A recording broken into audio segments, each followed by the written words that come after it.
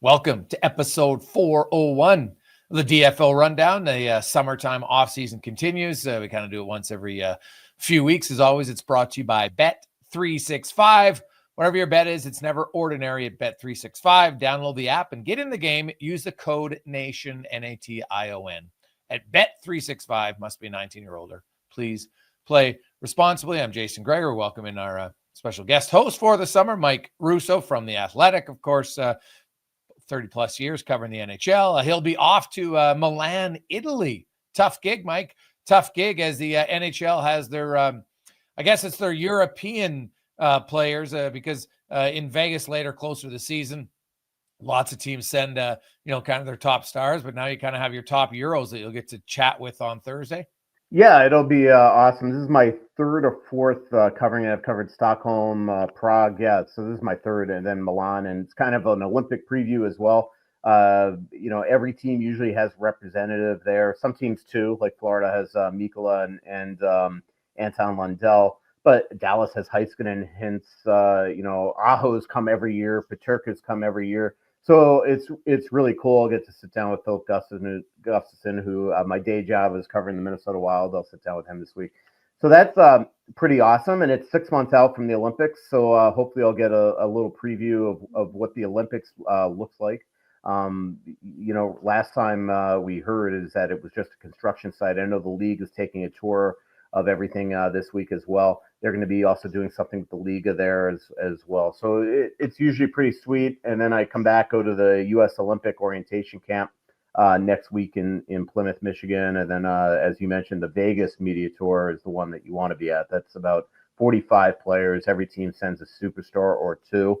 Edmonton every year sends Draisaitl and McDavid, which is pretty awesome. Matthews is there, Crosby's there, Ovi's there.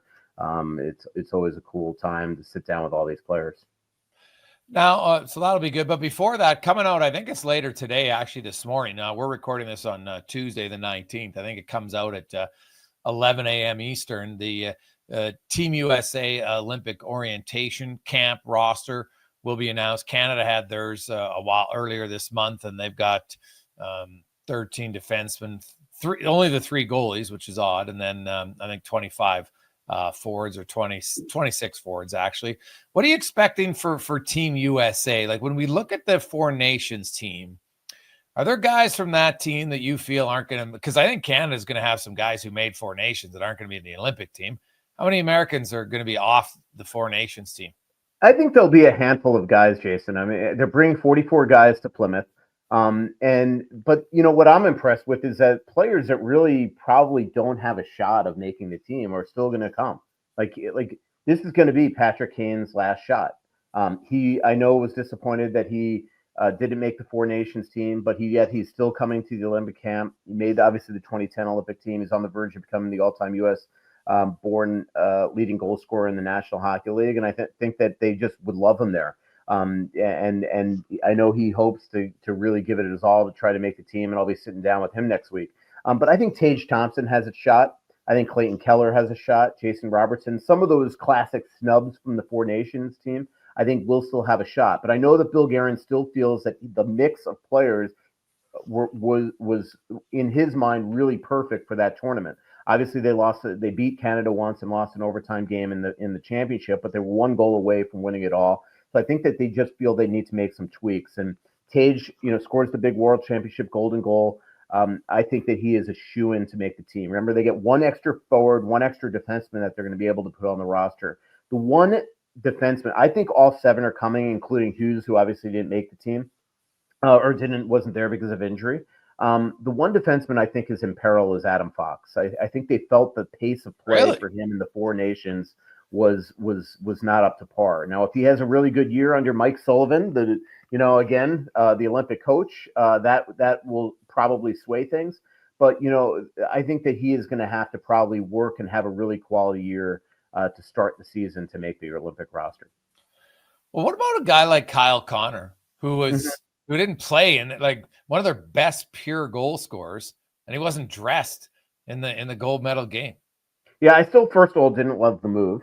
But like it just felt like in a short tournament like that, he never got any traction. Remember, it was game one of that tournament where all of a sudden he started in the top six, if I remember correctly, the top line, and then he just suddenly was downgraded. And then next thing you know, he never got traction and he was out of the lineup. So I would be surprised if he didn't make the team. But look, if you're going to add a Tage, if you're going to add maybe a Clayton Keller, if all of a sudden Jason Robertson has a shot, I do think that there's a chance that Connor could be in trouble. The guys that I think more likely are in trouble are Chris Kreider, maybe Brock Nelson, some of those type of players. I think they still really value. Yeah, I still think they value like a Vincent Trocheck. Jack Hughes had a really poor tournament, but he's obviously, I would think, going to be on the team. So really to add, if you take two of those forwards out, let's just say it's Nelson and Kreider, that gives you the addition of three forwards there. On the blue line, I think Seth Jones has a shot. I think Brett Pesce has a shot. If they want to go young, like there's always that chance that you add like a Lane Hudson or a Z Boyum to just bring him along. A Luke Hughes, somebody like that. But again, when you can only bring 8D, are you really going to play games? You know how easy it is to lose defensemen. You just bring a young guy just to have him there, just for the experience. I don't know if that makes sense. I think you're most likely going to want to go with your best 8 defensemen. And the starting goalie job seems to be up for grabs. It really does suddenly, right? I mean, first of all, Ottinger obviously, had the way that things ended for him in the playoffs. We obviously know Hellebuck as well. I thought Hellebuck played well in the Four Nations tournament. I still think it's his job to lose, but Ottinger's there. But if Swayman has a huge bounce back year, we know that he can win big games as well. So I think they still have, to me, they're going to have the three best goalies, as a trio in the tournament. But when you are right now thinking you don't know who the number one is, that's probably not a great sign either. So we'll see how it. I think the way that this roster is shaping up, it is going to have largely to do with the first 4 months of the season and how players play. That's going to determine, who gets that number one job and who's in who makes that final roster when it's submitted on New Year's Eve, basically. Now, is their orientation same as Canada? No on ice sessions? It's just They're having the way they're doing it is that the gym's available, obviously, and the on ice, and there is ice available for them, but they're having no set ways. They're having ice available too because these guys in the middle of their training to get ready for the season are suddenly leaving their groups. I was in New York yesterday. I saw Chris Kreider and Adam Fox and those type of guys. They're going to Plymouth next week, so that's 2 days that they're not going to get to skate.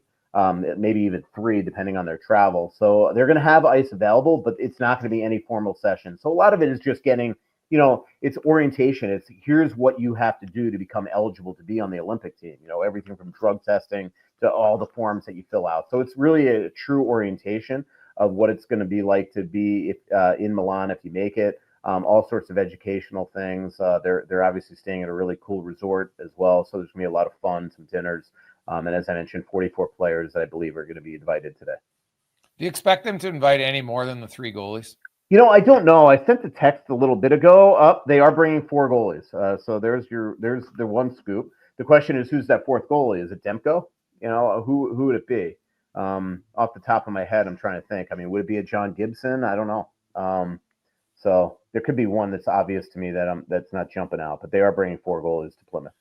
Yeah, Demko makes sense. Yeah, for Canada, that to me is still the biggest surprise. They went with the same 3 goalies. Like Darcy Kemper was unreal last year.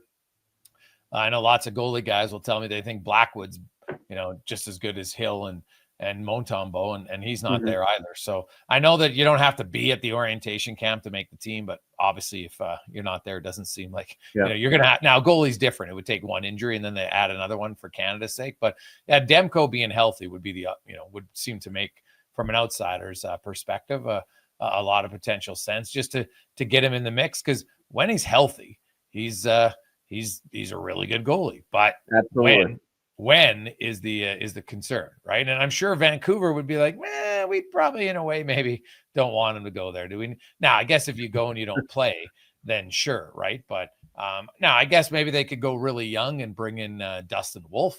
Actually, there's the one that makes the most sense to me. Actually, It wouldn't shock me if it is Dustin Wolf. I would think there's going to be some young players that they're going to bring, even if these guys have really genuinely no shot to make it. You sort of introduce it now that we know that the international calendar is going to be every other year between World Cup or what they make of a World Cup, even if it doesn't include Russia, and the Olympics. I think that it just makes sense to start, bringing some of these young guys, the Hudsons, the Boyums, the Luke Hugheses, as you mentioned, Dustin Wolf, who's a little bit more than just a young guy the way that he played last year as a rookie. Yeah, I guess they could go off the board with either Toronto goalie, but I don't see it. I think Dustin Wolf would be the guy to come in. Maybe he's number 4 Demko, and we'll see. The goaltender position in the U.S. is definitely deep. We'll see it. Will we see a repeat? Because it is very different rules at the Olympics compared to 4 nations, and we're not going to see 3 fisticuffs, unfortunately, in a prelim game, which I'm sorry, but it's disappointing. Like that, I don't care what anybody talked about. That was one of the most watched and hyped up hockey games of the year, and it just had raw emotion and energy, and it was fantastic. And due to the Olympic rules, that's not possible. So it doesn't mean that the gold medal games will be there, but just if you're looking for a little physicality, it is going to be different. For sure at the Olympics than what we saw at 4 Nations. And that's what makes the 4 Nations tour a little bit better for me, just because it's different. And it adds a little bit of spice, something that's kind of like NHL hockey in a sense. Now, we have previewed in the off season. We've done the Central Division. We did the Atlantic. Today we're going to do the Pacific Division, and we'll kind of work our way from the bottom up. The San Jose Sharks, Mike Greer running it. They've made massive changes. If you look at their roster, lots of guys coming in. Well, we'll see if it's just, changing the chairs on the Titanic. I really don't. I think the Sharks, honestly, with Gavin McKenna, if I'm a team who was a bad team last year, Mike, and I'm the management, I don't know how much I really want to improve. I really think Gavin McKenna is going to be a potential player for your organization that can really change it. And so they brought in Skinner and Godet and Poling, Reeves and Kurashev up front. They've still got their main young guys. Obviously, they're going to carry the team in Celebrini and Smith. And then, but on the back end, Orlov, Klingberg, Nick Leddy, like they moved, they got in some puck movers for sure on the back end. Nedeljkovic will be the backup. Ruta's out, Vlasic's out. So I really think they've upgraded their puck moving ability on the back end. I'm not sure it's enough to really make a dent, but I won't be surprised if the Sharks aren't 32nd in the NHL. Yeah, look, I do think they're eventually going to be on the rise here, but it's still, just judging by their moves this offseason, I think that they're periphery type of players that they're let's put it this way. I think the edict in Anaheim is to make the playoffs. I don't think we're quite there yet with Mike Greer's Sharks. It's still building the Celebrinis, the Smiths, guys like Eklund who have been awesome. Seeing the Askarov could click. I like Leddy. You're adding some leadership, some cup winners there. I covered that Carolina-Florida series, so right now I am extremely down on Dmitry Orlov. He was so bad in that series. It was honestly truly remarkable to watch. So we'll see if he had an offseason that kind of resurrects himself. And speaking of resurrections, there was probably no bigger one last year than John Klingberg. I mean, obviously you got the new hip. He looked, I thought, really, really good. For Edmonton, obviously there were games there that he didn't play in the playoffs, but I thought that for what I covered here in in Minnesota, and what I saw in Toronto, he looked like a healthier John Klingberg there, and he's a good guy that I think is going to go into there and sort of support some of those young kids. Well, those guys, on shorter term deals, potentially they play well. They're possible trade deadline acquisitions, although San Jose only has, I think, 1 retention that they could use this year at the deadline. But it's still, like, I think the Sharks will improve as far as their total points. I'm not sure how much they'll improve in the standings. I honestly think it's going to be them in Seattle battling for the basement in the Pacific Division. And, Seattle, they didn't make a ton of changes. So Lane Lambert's their new coach. You brought in Marchment, Gaudreau, Lindgren, and, on the back end. And really that's it, right? Like, they got rid of some guys at the deadline last year, Bjorkstrand and Gord and Tanev. And so, but they're basically the same team with a new coach, Marchment and Lindgren, and Gaudreau. Like, it's not much different to them. I think, honestly, the one storyline, Mike, is goaltending. And, Joey Decourt is good, but I'm not, like, when he gets overplayed, his numbers have dropped significantly. We've seen that. And so I wonder if they kind of just go with a 1A, 1B, whatever you want to call it, 1AA tandem there in Seattle this year. Yeah, like, they're a weird team because, it just feels like from, that they have a lot of really quality players and they've just done really nothing with it. Obviously, bringing in Bosma just seemed to be a disaster last year. They essentially cleaned house of their coaching staff. We'll see what Botterill now in the helm, what he could do there. But you look up and down the roster, they have really good players. The one guy I'd like to see some major improvement from is Matty Beniers. It just seemed like a disappointment since his rookie year. But you add last summer, Chandler Stevenson and Brandon Montour. I think they did their job now. We'll see how Mason Marshman fits in there. I covered Freddie Goudreau here. He's a good supporting player that will add something in a middle six type of center role. And but if they can come together with some pretty good coaching, I think they could be a good team. But yeah, they have been extremely disappointing since their one playoff appearance. Well, they got a lot of guys in the final year of their deal this year: Schwartz, Eberle, Tolvanen, Jamie Alexiak. It'll be interesting to see what they do potentially at the deadline. And Philip Grubauer, can he bounce back? And if he does, I wonder if a team looks at him at the deadline. He would have one more year after this. And, with the cap going up as much as it is, Seattle maybe retains a little bit.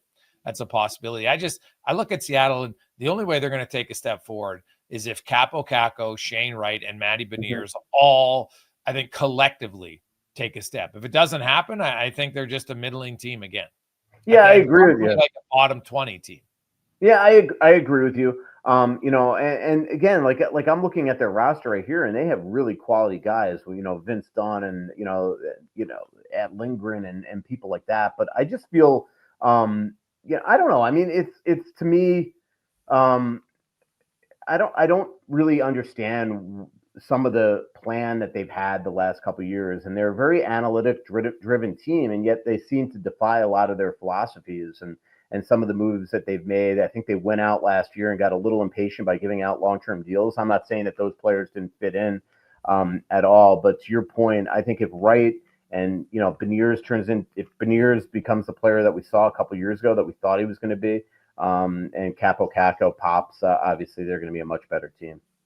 Like, they do have some young prospects coming for Seattle fans, but I think it's a ways away still for them. And I never liked their strategy. I thought it was too passive from the get-go at the expansion draft. Mm-hmm. And I know they had the 123 season where everything went well. Their fourth line scored 40 goals, and then they got rid of their entire fourth line the next year, which kind of was symbolic of this group. So I don't have much faith in Seattle making any sort of step back towards the playoffs this year. And honestly, Seattle's another team that I would look at. You know what? There are certain teams and certain organizations that would benefit from Gavin McKenna, and I put Seattle right at the top of that list. Right? Yeah. I don't know if any of their forwards they have are top end elite guys, and if you don't have elite, you don't have a chance. Yeah. The one thing though that we saw this last year with the lottery is you definitely you're not in a position anymore where we could just say we're going to be 32nd and we're going to get the top pick. I mean, it's a different world right now in the NHL, and so there's the whole tanking thing, just nothing's a guarantee. So you better just leave fate to fate and just go out and try to make your team as good as possible. And if you get lucky, you get lucky. If you stink, but as we saw last year, it's not necessarily the 32nd team that gets the prom queen. No, but still, the odds are definitely in your favor, right? Like, if you're gonna miss the playoffs, I'd still play the odds in my favor. I know the last year was a little but I'd still play the odds. Now, the Anaheim Ducks, who did finish second last in the Pacific last year, but they got a new head coach in Joel Quenneville. You brought in Granlund, you brought in Kreider, you brought in Mrazek. Probably the biggest addition going out is Trevor Zegras. And I think I mentioned Poling for San Jose. Poling's obviously in Anaheim, but let's start with the Zegras trade for Anaheim. And they brought in some older players here. I think they've got a lot of young guys. Obviously, Mason McTavish still doesn't have a contract, but I think he's going to get one. And Cutter Gauthier they got in, and I think they've got Leo Carlson. Like, they've got the youth. It seems like they wanted a more experienced coach, and they wanted to bring in Kreider. Right, we saw it last year, Trouba, and bringing in guys who just can help their young players. And they decided that Trevor Zegras wasn't part of them. What do you make of the Zegras trade first? And do you think it's a good move, or do you think this is a move that's really going to benefit Philly? I think it's probably the addition by subtraction. I think that they've been trying to get out from under that for a while now. I just think that he didn't fit there.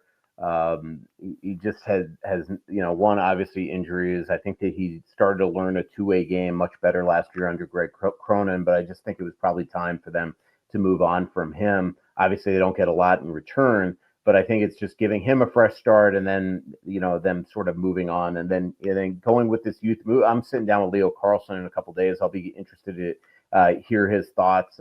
But there is clearly an edict there right now to make the playoffs. Zegras, I was just over in the Prentice camp over in Stamford, Connecticut yesterday, and Zegras had been there all week.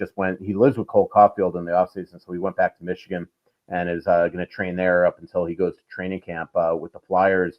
But everybody there said that he looks good, he looks healthy, and things like that. And speaking of look good and look healthy, I spent a lot of time yesterday with Chris Kreider, and he is an absolute madman in the gym right now. He even said the best ability is availability, and he just wasn't healthy last year. So I think he's looking for a fresh start, getting back with his buddy Trouba, and trying to bring be a key piece. They brought in a lot of guys the last couple of years from Strome. And Killorn and some of these veterans to help this, sort of advance this rebuild that they've had in Anaheim. And now you add Q there. You add Mikhail Granlund, who I think is a great player, obviously had an awesome playoff for Dallas. I actually think that Anaheim could be, if they get off to a good start, a team to worry about if you're another Western Conference team that's sort of in that periphery bubble of making the playoffs. Yeah, my one concern on Anaheim, I really like Dostal in goal, but and I love Jackson Lacombe on the back end. But after that, I'm like Trouba and Gudas are, you know what they are, and they're both in the final years of their deal. But Drew Hellenson, Minkeyev, Owen Zellweger, can you win? I don't know if you can win with that much youth on the back end. And I think, and I'm curious with Joe Quenneville, if potentially we see them, on the waiver wire, Mike. Nearing the end of training camp, if a team wants to send a veteran defenseman to the minors, I won't be surprised if the Ducks are looking to add, or maybe even to bring in a D-man on a PTO here before camp starts, because they got three really young defensemen, and historically that's not a recipe for playoff success. Yeah, I would agree with you. We're seeing that here in Minnesota, where they're going to have Boyum and Juracek, and we'll see how it goes, having two rookies in the lineup, but three young guys, as you mentioned. And will Jackson Lacombe continue his, really impressive ascension last year, or will he take a step back? That's something that we'll have to see. I'll be interested to see if Kreider can bounce back. I mean, I know summer hockey is summer hockey, but he looked awesome on the ice yesterday too, and he's in a very prestigious gym that has had a ton of NHLers over the year. He's the clubhouse leader in that gym as well at Prentice there in Stamford, Connecticut. And he just looked great to me yesterday. He looked like he's refreshed and excited and ready for a new start. So again, it's talking to a guy on a couch in a gym. Everybody looks good in that situation in the summertime. Now you get him on the ice in that new situation. We'll see if he looks like the Chris Kreider of old. He's not far off from the Chris Kreider of old. Do you think the Ducks can improve enough to make the playoffs? I think that they can. The problem is I think there's other teams that are also going to have that shot, and that's Utah. We talked about them in the Central a couple of weeks ago, Jason. So there's going to be a lot of teams. Like if you are a bubble team, you can't afford to get off to a bad start. I just know there's a lot of pressure there on Pat Verbeek to make that team a playoff contender. Obviously, you don't go out and hire Q if you're not thinking playoffs. So, a lot of it will depend. There were times last year where they were really, really good, and then there are times that they look like the Ducks of old. We'll see how much advancement that they could take under Q. Well, and the other thing is the West is tough, man. Calgary missed the playoffs and had 96 points. Like it's different right now. The West is a lot deeper than the East, and that fluctuates. For many years the East was deeper, and I think now the West is deeper. And we stop in Vancouver. Remember, Calgary makes the playoffs last year if Joel Eriksson Ek doesn't score a goal with like 20 seconds left in regulation. It's true.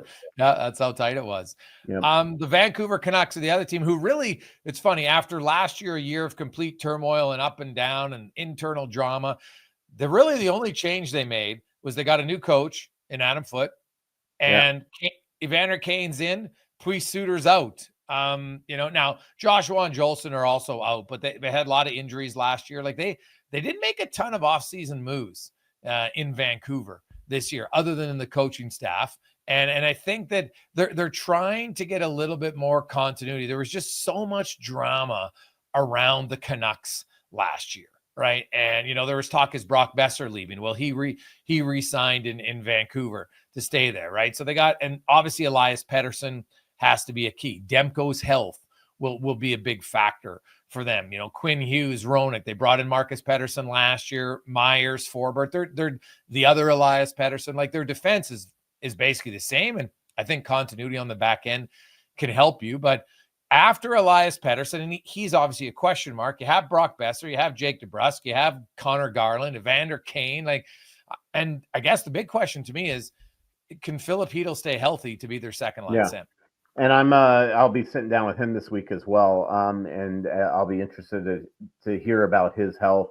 I think the biggest shock of the offseason is Besser returning there. I mean, I remember, when we were in Vancouver toward the end of the year, right before the trade deadline, Brock's mother came to the game thinking this is going to be the last time she ever sees Brock play live in Vancouver and against the Minnesota Wild. And then next thing you know, Brock resigns there. I don't think anybody expected that at the time. I remember that day, though, at the trade deadline, I started to hear that they started at least re-engaging talks with Brock Besser.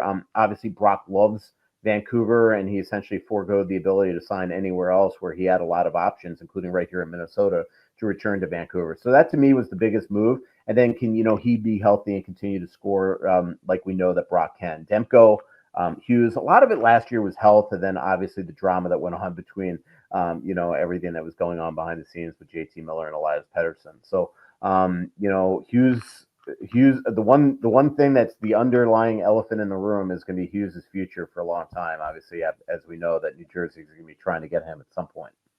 Yeah, well, he's got 2 years left on his deal, and I think that a year from now is when they'll be talking about, hey, does Clint Hughes sign an extension or not? And here we are. It is late August, and there's lots of guys who are entering the final year of their deal who haven't signed extensions yet that people think will sign. Kaprizov, McDavid. It doesn't, Draisaitl last year was September. That doesn't mean some guys will sign an extension right away in July, but lots of them will wait their time. And I think a lot of it in Vancouver is going to depend on how their season goes and really just how calm it is internally. I think Vancouver's being their own worst enemy in creating internal drama, and they got to limit that. And then they'll have a better chance of re-signing or extending Quinn Hughes to a new contract. Yeah, they'd certainly be fun to cover if you're a beat writer. I'll tell you that. They make it interesting every single day down at the rink. Obviously, Adam Foote, there are juries out there too on how he's going to be able to reshape this team. What he's going to be like to deal with in the media. Obviously, we know Taka was a media darling there. But you're right. I mean, I think the one big thing with Vancouver is they just got to figure a way to quiet the noise internally, externally. And if they just, can kind of, bring some stability to that organization, I think it'll just go a long way to just, helping them on the ice gain results. And the last team in the West who didn't make the playoffs last year was the Calgary Flames. They had 96 points. As you mentioned, they were literally 20 seconds away for making the playoffs. And they virtually, Mike, they trade their backup goalie, Dan Vladar, left in free agency. And they brought in Prosvetov. And really the only other change is, they have Rooney went out. Like, that's it, right? Like they didn't do a lot in Calgary. Are you surprised by such a quiet offseason, or does that show the Flames feel like, hey, we were close, we're gonna run it back with basically the same group? Like, they got a boatload of cap space too. Yeah, I mean, if you that's the thing. Like, you almost wonder what the plan is there, because remember Craig Conroy, a couple like before last year, they didn't think they were going to be anything close to a playoff. So it's sort of been a rebuilding mode, and you almost wonder if they're just kind of try to see if this can continue. They obviously liked a lot of stuff that they saw on the ice last year, and didn't make really any moves this offseason to improve, to get worse, anything. So I think that, I think they're almost curious to see, can this continue, or are they sort of going to go back to the original plan and just continue to try to build? So, I was a little surprised that they didn't do more. I thought that they would try to upgrade maybe at center. I thought Marco Rossi was somebody that would have made a lot of sense there. But obviously I don't think had a ton of interest, or pretty mild interest at all, if We'll see. I'll just be curious to see how they can continue to perform after really making no external moves. But sometimes, we make so much of it, if you've improved by just what you did in the offseason. And sometimes, this is just obviously Craig Conroy knows his team, knows his roster. I'm sure there were things that they tried to do that they weren't able to do. But right now, they're going to continue to essentially stand pat and try to get better. They almost made the playoffs last year. Let's be honest. Yeah. Well, to me, the big surprise was they were 29th in offense last year. Yeah. And they didn't change. Now, maybe they're hoping that guys like Morgan Frost and Joel Farabee, guys who they acquired during the season from Philly and didn't really do a whole bunch offensively, that, you know what? And that's normal for some players. You get traded the first time and you don't have success. Now they've had an off season. I don't know, maybe they went, I know they were on the Stampede a bit and, kind of getting used to Calgary a little bit more. So I think they're hoping that all of their improvements, but like Nazem Kadri had a great season last year. Yeah. Right. And I know he's pretty annoyed and probably has a valid point that he wasn't included in the orientation camp for Canada. But I look and say, okay, like which guys offensively can take a step, right? Like Nazem Kadri, like how much more points he had 35 goals last year. Am I expecting more goals from Nazem Kadri? He had close to 70 points. Like Jonathan Huberdeau actually had a really good bounce back here. He's never going to live up to his $10.5 million contract, but he was pretty decent. But after that, no one else had 50 points, right? Like they had a lot of guys, 10, 11, 14 goals, but like Michael Backlund, I think, is on the way down. I don't think that he's bringing more. So obviously maybe they hope Matt Coronado can take a step. Sharon Govich obviously didn't have a great year, so they're probably hoping he can bounce back. But I look at Calgary and I thought they kind of overachieved last year. When I look at their roster and the lack of changes, I think Calgary is going to be hard pressed to get to 96 points again. I think they're actually going to end up with less. Yeah, and that's sort of what I mean is that, like, going into last year, I think Craig Conroy was even surprised about how well they did. And so I just almost think that they are not going to that they just felt like we're not overreacting to what they did last year. And we're going to either see if it's real or not, but we're going to continue with the same plan of sort of slow playing this. They clearly believe in Coronado because they gave him $6.5 million a year. The one thing that I think is going to be the big storyline in Calgary this year is what happens with Rasmus Anderson. He's entering the last year of his deal. He could be the type of defenseman that could get you maybe some offensive firepower at some point, whether it's before the deadline, or well in advance of the deadline. He's somebody that obviously I think at his age, and skill set and ability to play physically, ability to shoot the puck. The way he talks smack on the ice, nobody is better. I think that he's somebody that could be on the move at some point this year if Calgary gets off to a tough start. And the Flames are one of those teams that still have an RFA, younger guy not signed, Connor Zary. Now, Zary had that horrible injury last year, and so we'll see what he's like. He had 27 points in 54 games, right? So he's on pace to score 40 points. And I'm kind of curious, as the Flames have a boatload of cap space. They got like 15 mil. So obviously he's not eating that up. But, he is another one of those guys, right? We mentioned Marco Rossi and Luke Hughes and others who have yet to sign, and he's got to get his contract. But like he's not in that. I'm kind of curious where they go with him and what kind of term we're looking at in term NAAV for Zary, especially coming off that injury. Yeah, I agree with you. And he's a really good player. And I think that they want to see how he recovers from it. Mason McTavish is another RFA that has yet to sign. I think him and Rossi are sort of eyeballing each other. And remember, cap space is a weapon. And I think that this was not the offseason for Craig Conroy to go out and spend wildly. And if he's more, if he sees the long vision where we're just looking at this season, and if he's looking in the future of sort of weaponizing this cap space and going out and eventually pouncing, I think it makes all the sense in the world. Especially if he's in your camp, Jason, where he just looks at them and says, you know what, we overachieved last year. We know that we need firepower, but this was not the offseason to go out and get it. I mean, let's be honest, who was really out there? Brock Besser re-signed with his own team. It seemed like everybody. Yeah, I mean, it seemed like everybody re-signed with their own team. The big guy was Mitch Marner, and we know what happened there. So, I do think that let's be honest. I just think that the Calgary front office has a pretty good plan here, and they just felt like this was not the offseason to go out and make some wild moves just to appease people to think that they did something. Well, one team who made the playoffs and then made a fair amount of moves. Ken Holland comes in. He's the new GM of the Los Angeles Kings. And, the Kings, once again, can't beat the Edmonton Oilers. And, I said before the playoffs, I think LA matched up better against Vegas. And they don't match up well against Edmonton. I think that's been proven year after year after year. And so LA's just got to hope that if we make the playoffs, we don't have to face Edmonton because, they probably could win a round if they weren't facing the Oilers. And, they made some moves. Obviously, Gavrikov was the big one that leaves on the back end. Him and Spence. I think the Spence move by Ottawa is underrated. I really like that move by them. Rittich goes out in goal, and then Lewis is out. And they bring in some older guys, Cody Ceci, Brian Dumoulin.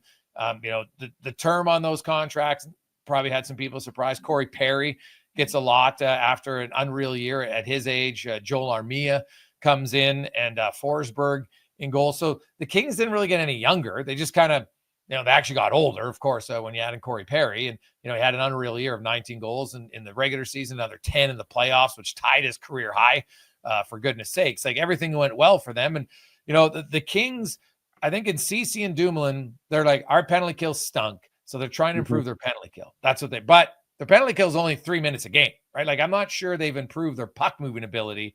I really think a lot of the Kings' success this year is Brant Clark's got to play more minutes because he's one of the few puck moving defenders they have on the back end. Yeah, and it almost felt like there were points this offseason where it felt like they were even going to consider moving Clark. So I think that Ken Holland wants to get his eyes on him before he makes such a major move like that. I agree with you on the PK. I mean, they also had Armia, so and we know how good he was there in Montreal on the PK as well. So I will say I was surprised at some of the terms that Ken gave out, especially for Ceci, Dumoulin as well. I do love the storyline of Corey Perry going down the road from Anaheim and playing in LA. I mean, I just think that's pretty cool, of him playing in a place where he was just detested for a long, long time. Look, they were a good team last year. I think they've gotten really good coaching there. And it's just a matter of can they continue to build and what Ken Holland can do to sort of bring them over the hump and maybe finally beat that elusive team in Edmonton. Well, and when I say PK, I mean more in the playoffs, right? The regular season PK has been okay. And the thing was their power play, which on the season was brutal, but when they added Kuzmenko, their power play actually down the stretch from March 1st was pretty decent. It was almost 24%. And I think that's going to be the key. I look at LA, and the thing about the Kings, I just hit my button there, so the screen went wonky. But the Kings, I like, to me, I'm like, can Quentin Byfield take a step, right? Like, people in LA are reporting this will be Anze Kopitar's last season. He's not signing an extension. It's going to be done. And that's from guys, in LA, Bernstein and others who know it really well. So, like, this is the year, like, Quentin Byfield, he teases you and he shows you lots, but he's got to bring it every night this year. And that, to me, is the one thing I'm going to watch in LA is, can Quentin Byfield kind of take that step and become the player that a lot of people think he can be? Yeah, become the star that I think that a lot of people look at. There are a lot of teams, that tried to get him, including Minnesota. I remember in the Fiala deal, and they wound up settling for Faber, who obviously has had a great start to his career. So it is time for look, they could have beaten Edmonton last year. Let's be honest. If Byfield chips that puck out, they probably beat the Oilers. So it just shows you the little things in hockey there. The other one that I want to see take a step is LaFerriere. I know I just mentioned Brock Faber, but I remember sitting down with him at the with about 4 or 5 writers at the NHL car wash in Vegas last September, and somebody asked him who the top like the most underrated player, like up and coming young forward is in the NHL, and he said LaFerriere, and we all thought at first he meant Lafreniere, the Rangers player. No, he's like, no, I mean LaFerriere with the Kings. Obviously, he gets a new deal. Let's see if he can now really ascend to becoming the stud that at least Brock Faber thinks that he can be. So I really do think the Kings have that ability if, as you said, Jason, they get some of these young kids, the Clarks, the LaFerrieres, the Byfields, to really start supporting some of these veterans that are starting to get older there in age, from Doughty to Kopitar. Well, and the one player in LA who I think is underappreciated is Adrian Kempe. Oh, no Adrian doubt. Kempe is like, I know the NHL Network put out their top right wingers and he was 20th. Yeah. And I'm like, what are you talking about? He's got the Yeah. 20th most goals in the league the last Yeah. 3 years combined. That guy is way higher. Like, I think maybe it comes down to people not watching him on a nightly basis, but he's big, Yeah. strong, can shoot, can skate. He does it all, man. Absolutely. And he's an interesting one to watch, Mike, because Last he's year. in the final year of his deal, and he's Yeah. a steal of a deal right now at 5.5. And when we talk about penning UFAs, if Kopitar is leaving LA, they really now, Anze Kopitar's had an unreal year. It's a Hall of Fame career. It's been phenomenal. But Yep. Kempe, to me, is the main guy, and he doesn't get talked about a lot. But when I look at pending UFAs who are entering the final year of their deal and the importance to a franchise, Kempe is right up there for a lot of teams, because I'll tell you, if that guy got to market, he would be sought after by so many teams. There's just not many players in the league that do what he does. Well, we just mentioned the Calgary Flames and how they're looking for goal scoring. Well, look at this guy. He's 28 years old. He's got about 140 goals in the last 4 years at $5.5 million. Steal of a contract, as you mentioned, Jason, as well. So pending UFA, this is a big year for him and his future if he wants to stay in LA. Or we know that Ken Holland, if he ever had to consider moving him, would be able to get a boatload for him. I obviously think that they're going to try to do everything in their power to re-sign him, and probably as quick as possible. But again, when you have a new GM, sometimes they want to just go in there and get their eyeballs on everything before they make rash decisions. Yeah, which makes sense. I understand it, but to me, you don't want to play around with him. Yeah, like Kempe is a guy I think that's hugely important to that team. And I look at the Kings, and that they made some changes here. I'm not sure. Well, I don't know if like Gavrikov wasn't a great puck mover, but he was a pretty solid player. Cody Ceci, a lot of fans don't like him, but coaches everywhere that coach him always play him in the top 4, right? So there's got to be something more to his game than just what people see on paper when it comes to the guy, because everybody plays him all the time. Doesn't matter which team he goes to. He's always playing top 4 minutes. Now, does he have limitations to his game? 100%. The Dumoulin one, I'm like, do you need both of them? That's, to me, kind of the question. So we'll see. Can LA, does they move? Because I honestly think Spence, I know the coach didn't like him, clearly. And that's fine. Every coach doesn't have it. But I think that's the quietest acquisition of the summer. And I think Ottawa fans are really going to like Spence. And I think LA is going to miss him, his speed, his ability to move the puck. Yeah, no, I agree with you. And the Dumoulin thing, to me, it was definitely interesting. They're sort of like classic Ken Holland signings, right? He likes those type of players and he believes in them. Everything with Ken a lot of times is trust, and I think he trusts both of them. But to your point, it's like you have a the one thing about their blue line is they're getting up there in age. So you've now just added some more age to it. Obviously, Mikey Anderson is just sort of the big deal there. But I do think that the LA Kings have some definite ability this year, but they've got all these surrounding storylines, which really makes it kind of sexy as well. And then that leaves the top 2 teams in the Pacific that have, the ones who have made it to the representing the Pacific in the Final Four the last few years. You got Vegas and Edmonton. And Vegas, of course, had the biggest offseason acquisition of one individual player. They get a 100-point guy in Mitch Marner. And it's a trade, but it's whatever, sign and trade. And Nick Roy goes to Toronto, some other parts. But so Roy's gone. Petrangelo's out. It sounds like his career is over, unfortunately. Nick Hague also moves on, and they bring in Marner, and they bring in Sissons, and they bring in Lazon on the back end. So when you look at just those 3 moves, you got Petrangelo, who was their best defenseman still last year when healthy. Nick Hague and Roy are out. Marner, Lazon, and Sissons are in. Is Vegas better? I think they are. I mean, first of all, you add Mitch Marner. I think you are. I think they've lost some depth pieces, but I think Lazon and especially Sissons, I think, are going to help on the PK. To me, look, Hague did not have a great playoff. I think we know what happened there with why I think they pretty much had to move him when all the sort of tampering allegations came into play. And then obviously they got some big fish to fry still to come. Right? Jack Eichel extension in the works. Dorofeev is somebody that popped last year with 35 goals. I just saw him the last couple of days in Connecticut as well, and he looks awesome. Ben Prentice, the 30-year owned that gym for 25 years, has been in the business for 30, just is raving about the improvements that he's seen in this kid the last 2 or 3 years of him coming there. So you have all these things on the side there. But I think adding Marner right away, I think just makes them a better team.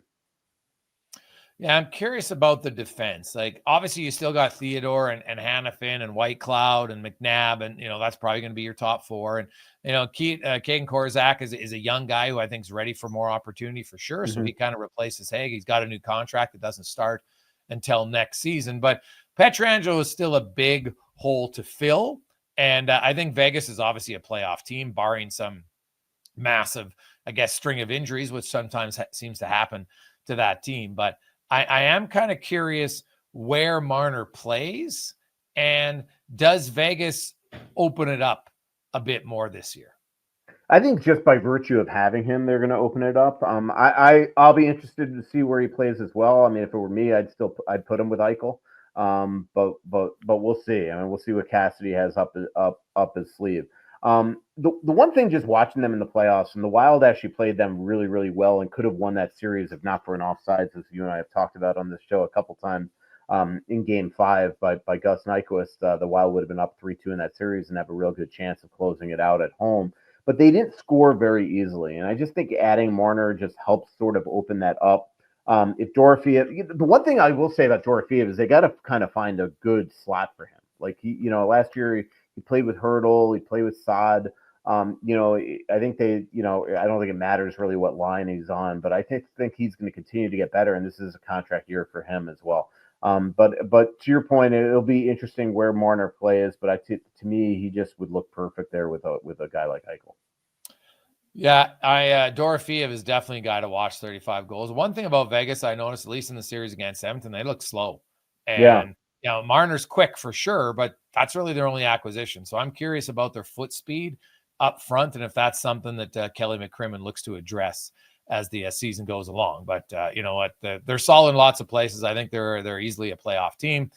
And we go from there, which leads us to Edmonton, Edmonton's great in the West. They just can't beat Florida. But, they're 6-0 the last few years. And they really, they steamrolled Vegas and Dallas. And, they got rid of some veteran guys, Corey Perry, Jeff Skinner, Arvidsson, Connor Brown. And they'll come in with some younger guys a little bit. And, Mangiapane is younger, obviously. And then there's a few wild cards. There's Ike Howard, the rookie they got from Tampa Bay. Is he a full-time NHL yet? I don't know. Matt Savoy had a really good rookie year last year in Bakersfield, a former top 10 pick for Buffalo. They got in the Ryan McLeod trade. I think he's a guy who's going to be here for sure. David Tomasek's a wild card, Mike. He led the Swedish Elite League in scoring last year, led the league in goal scoring 2 years ago, and they signed him as a free agent. And who knows? He might be on your second line. He might be in the press box. I don't really know. We'll have to see kind of how he adjusts. Their defense. They bring back everyone. Lots of people. I thought Travis Yost, they had ran defense tiers, and they had Edmonton in number one, with Jake Wallman and Ekholm and Nurse and Bouchard and Kulak. They can move the puck. Obviously, there's questions in goal, but Edmonton, to me, seems a team that, what are they going to do with the trade deadline? Can they get a right defenseman, and can they get another goal scorer? Because I still think they need another finisher in their top six. Yeah, I mean, look, I just think that they, sometimes we've talked about this also the last couple times that I've been on, is that, you want to pick them apart because, like they're some Minnesota Wild type of team. And yet all they do is win playoff rounds and get to the Stanley Cup final the last couple of years. And, 2 years ago with a very hurt Draisaitl, they got to Game 7 and they easily could have won that game or won that series earlier if Draisaitl's healthy. Last year, I know that they were much angrier, as McDavid famously said, 2 years ago was heartbreak. This year was more anger. So I just think that they're still a really tremendous team. And it's just now figuring out the ways to put the pieces together to make sure that they're in a position where they could go get that final step, because you can't take it for granted every year that you're just going to get to the Stanley Cup final and have a chance to win it. Again, I know you and I have talked about this a lot, but the question is, to me, still goaltending. And, look, I know that Stuart Skinner gets absolutely picked and prodded and all that type of stuff. But when you see, in the final series, even though he got them there, goals like the one where he just sort of shouldered it to the slot, and in that pivotal game. You just wonder if at some point Stan Bowman is going to have to look at that come trade deadline, even more so than some of the other areas that you're looking at, that you're talking about. Obviously, goalies don't grow on trees, but this is a year where there could be some interesting pending UFAs available if they don't get extended here in the next month or so. But right now, I mean, Edmonton is as deep a team as there I think is in the Western Conference, and a team that should be pretty much postmarked for the playoffs.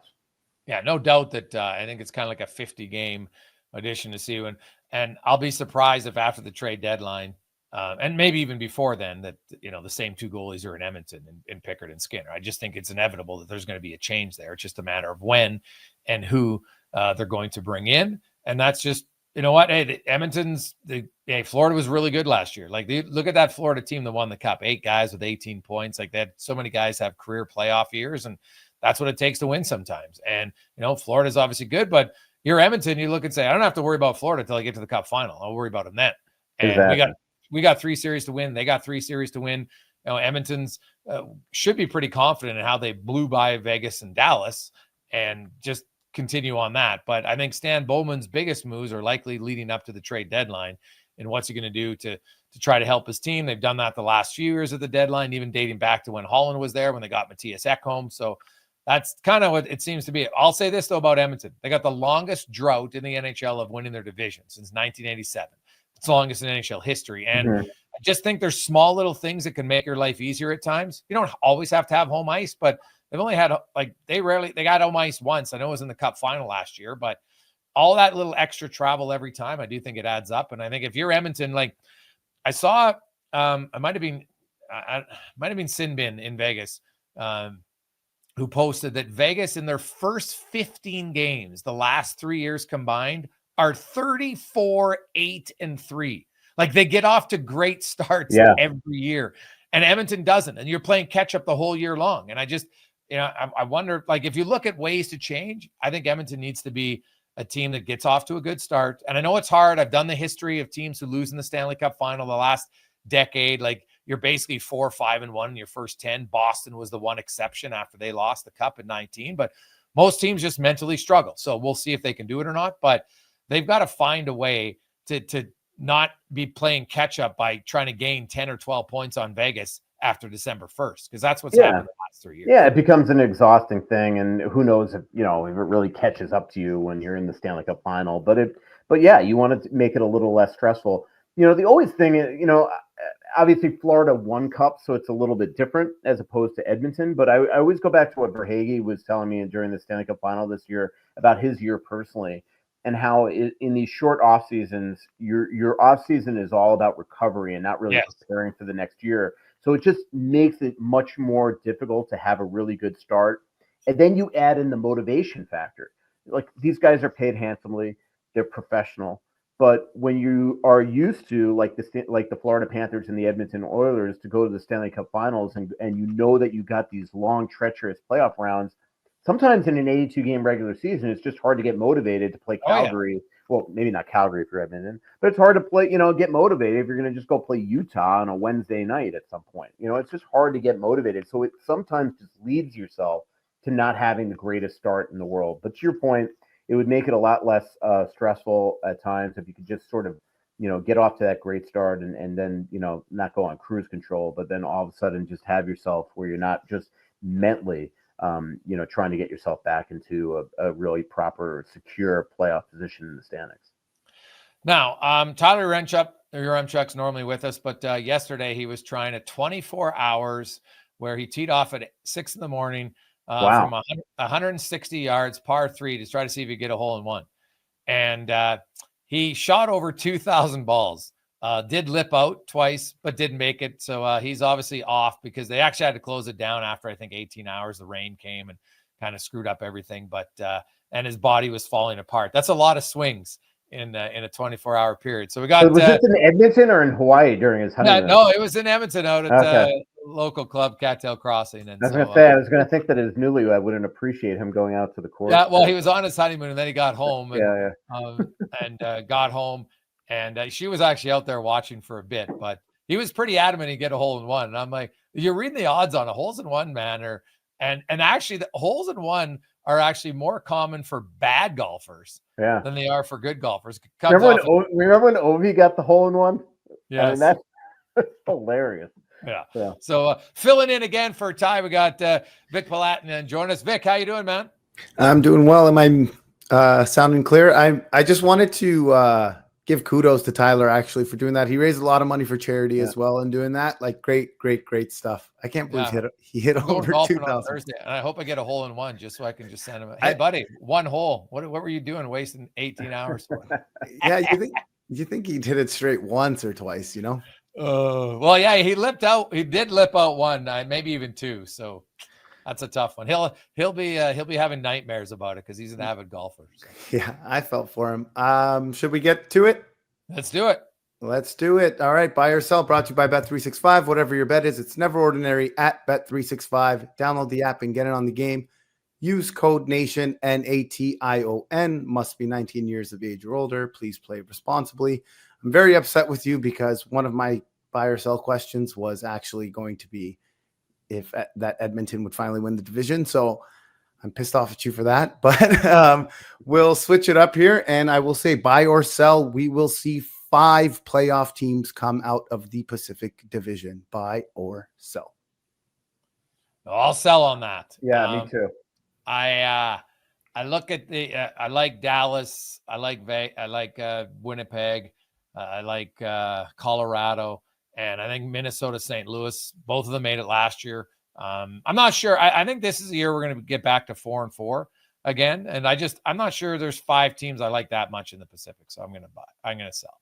Yeah, same thing. I just think with the improvement of Utah, I think that we're going to see them really close. And then obviously you got St. Louis and Minnesota right there. And to me, Colorado, Winnipeg, and Dallas are shoo-ins. So you just need one more of those 3 that I mentioned. And I cannot imagine that one of those 3 are not going to make the playoffs. Well, Anaheim's the other team to watch out for.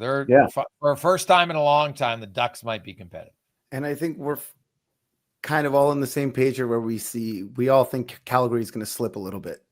Correct? Yeah, I do. But I do think Vancouver, as long as they stay healthy, I think Vancouver can take a step up. I think Demko being healthy all year will be a massive addition to that team. All right. So we went to the betting board for the second buy or sell here. Joel Quenneville is currently second in betting odds for the Jack Adams Trophy. So buy or sell, the Anaheim Ducks make the playoffs, and Joel Quenneville is a finalist for the Jack Adams. Well, I'll buy if they make the playoffs. He will be a finalist for the Jack Adams. I'm still going to sell that he's going to win the Jack Adams. I would say that. I just think at some point here, like a Cooper or like somebody's got like that actually, that has had a history of winning in the regular season has got to actually have a chance to make the playoffs. But I know it's common for the broadcasters who vote for this award to always go with the guy that sort of, that is a team like Anaheim that you didn't fully expect. But I'm gonna probably sell on that. I agree with you. I think at times good coaching gets over. Well, you have a good team. Well, that doesn't mean anything. Yeah. Just because you have a good team, you still got to motivate them. You talked about it. What if you have a really good team and they're kind of going through the motions, yet you dominate all the time? So it doesn't always have to be, oh, this team was in the playoffs. Now they got to the playoffs. Oh, it must all be coaching. But it seems to be, although Stephen Carberry did kind of buck that last year. And that was good because they were a playoff team the year before. They obviously had a big boost in points, but he was deserving of it. They kind of brought in the triangle offense, something we hadn't seen a lot of in the NHL. So, but I'm going to sell because I don't think the Ducks ultimately at the end of the day are going to make the playoffs. I don't like their blue line enough. Yeah. All right. By the way, I mentioned John Cooper. Another guy that's never won the Jack Adams is Paul Maurice. So Paul Maurice, he'll just take the cup rings. Yeah, Paul Maurice and John Cooper 0, Carberry 1. Make it make sense. And for the last buy or sell, again hitting the betting odds here, I believe 5 of the top 15 in odds for the Hart Trophy come from the Pacific Division. So buy or sell, the Hart Trophy winner will come from the Pacific Division. And obviously, I mean, it's easy to go out on a limb, say Connor McDavid is going to win the Hart Trophy. But again, there are some other options in the Pacific as well. Yeah, I'll probably buy that. I think that there, first of all, I was one of those people that put Eichel on my ballot, I believe, last year. I think that if they make a step, I think that he's going to be right there, especially if he gets that extension and is really motivated. Or maybe maybe the other way, if he doesn't get the extension, he'll be really motivated. But then obviously you got Draisaitl and McDavid. I mean, look, there are great players in other divisions. It sure feels like Kucherov just never gets the love from the writers, probably because he doesn't treat us great. McKinnon, players like that. But I just think when you have so many really quality guys in the Pacific, especially two there in Edmonton, I just think that it makes the most sense that you have a shot for a great team. That one of those two are going to be right there at the end of the day. Yeah, well, there's Edmonton. You mentioned Eichel, although Marner's on that team now. So does that make it harder for him? I don't know. After those four, though, like Calgary doesn't seem to have anybody for me. Vancouver is defenseman like Quinn Hughes would have to be out of this world. I guess there's a chance. Plus 5,000 right now. Yeah, Quinn so Hughes, it's pretty long shot for him. Anaheim, no. San Jose, definitely not. Seattle, no chance. So, the LA Kings, did they have somebody that I think could be a Hart Trophy winner? Probably not. So obviously it's hard to go against the two guys in Edmonton because they've each won it, but I will, they talk about it, man. They've said it publicly that, personal awards don't matter anymore to them. And to an extent, I agree with that. Although I'm still like, hey, you guys are all super competitive. You want to win, right? Like you're McDavid and you want to win a Stanley Cup, but you also want to win more Harts and Art Ross to be amongst the greats of the greats in that department. But I will sell. And I think it's going to come from a different division. Do you think we'll ever see another goaltender win it ever again? Because I don't. Well, I could never say never, but I didn't agree with it last year. So me neither. You don't play enough games, number one. And number two, he had one of the top three most favorable goaltending situations in the NHL. Come on. So, I think, you know what? They look at stuff, and I think in Hellebuck's case, he's going to struggle getting any sort of regular season accolades now because of what's happened in the postseason for him. Yep. And people are going to remember that more, rightly or wrongly. That's what they're going to look at. But no, I think a goalie will eventually win again. We're talking like the history of the game. Some other goalie is going to have an unreal year, but I just think it's difficult because they don't play. If you miss 1/3 of the a quarter of the season, it's hard to be the most valuable to your team when you're not playing. That's just, what did we say earlier? Best ability is dependability. And not that you're hurt. They don't play goalies that much anymore. So I think it's hard. It's hard to win that award when you're not playing. Yeah, most goalies don't even play 60 games. I've never, in my history of Hart Trophy, I mean, I'm positive you could fact check this. I've never picked a goalie number one on my ballot. You're doing it right. Thank you for having me, boys. All right. Thanks, Vic. It's Vic Palatinen join us here on the rundown. Jason Gregor, Mike Russo. Mike's heading off to Milan, Italy. So glad we got this squeezed in before that. And then obviously they have the announcement. I didn't even look online. Did it just come out as we're recording this, Mike? No, you know what? I think it's noon Eastern, but I'll double check. Noon Eastern? Okay. Yeah, I think it's noon 44 Eastern. guys, 4 goalies. We know. Yep. So, we do the math. Might be 26, 14, and 4. 27, 13, and 4, something like that, as far as allocation of forwards, defense, and goaltenders for Team USA. Obviously, the Americans got a pretty deep team. They're good. A lot of people want it. Can they knock off Canada? We'll see. There's a few other nations that feel like, hey, Sweden, Finland. You never count out the Finns in these tournaments, man. They always find a way to show up. Not necessarily win it all the time, but they're always in it. So we look forward to the Olympics, which is just around 6 months away, almost to the date. Of when that's going to get going. So we look forward to that, and we'll get an update from Milan to see how the arena is coming. Hopefully everything is set for that. So Mikey, as always, man, thanks for being a guest host all summer, man. We really appreciate it, and have a safe flight. Yeah, next week's show should be fun because I'll sit down with 27 players this week, and then I think if we do this next Tuesday, it'll be the day that I'm either in Detroit for the Olympic orientation camp or leaving that day. So it'll be perfect. All right. Well, have fun, buddy. All right. See ya. There you go. That's the rundown brought to you by Bet365.